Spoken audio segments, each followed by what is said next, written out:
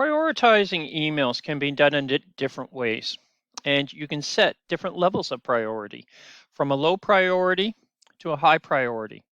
The default is normal.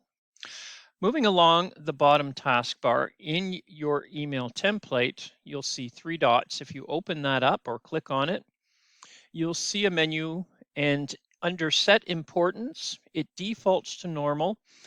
But if you feel that it's a high priority, as this example I'm using as a student, I am asking for an extension. So I'm putting it as high priority so my professor will see the red exclamation mark and know that I am trying to get in touch with them about an important issue.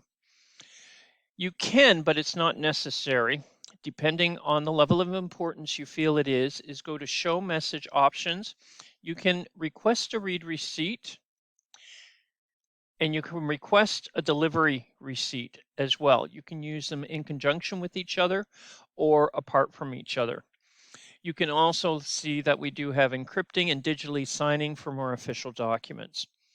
So I feel that this is important enough. I want my professor to read this and a delivery receipt, and hopefully they'll send me a read receipt once they've read it to show me they have, and then I can expect a reply.